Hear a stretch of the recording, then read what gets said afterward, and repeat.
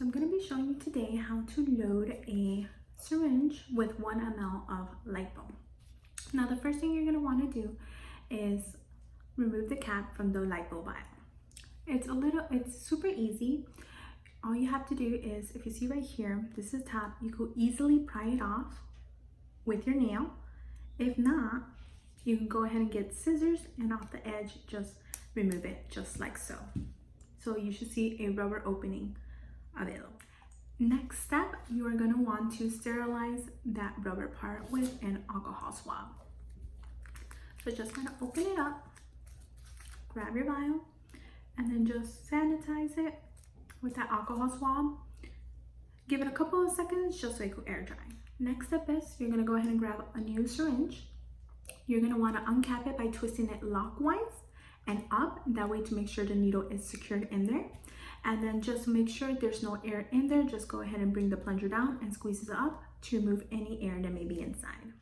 Now once you have made sure there's no air in the needle, you're going to go ahead and grab the vial, turn it upside down, and insert the needle just like so, like that.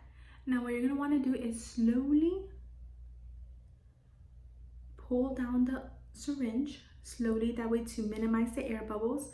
It's going to be a little bit more than the 1 ml, just to make sure we have enough space to go ahead and remove any air bubbles afterwards. Once you have filled the syringe with a little over 1 ml, you're going to want to slowly push up any excess that you may have done until the plunger is back to 1 ml. The reason you want to go slowly is to make sure there's no air bubbles created.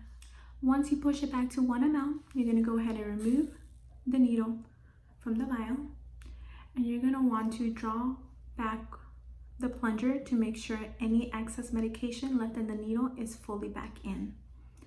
Now slowly going to increase it back up just like so to make sure if there's any air bubbles. If there are any air bubbles, what you're going to do is lightly tap it. That way the air bubbles will go up to the surface. And then back again, just push back up just like so to remove any air bubbles.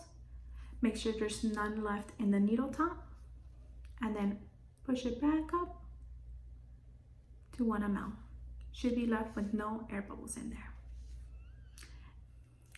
If you're not going to be using the injection at that moment, go ahead and place the cap slowly back on, making sure you do not twist the needle, and then place it back in the brown bag until future use.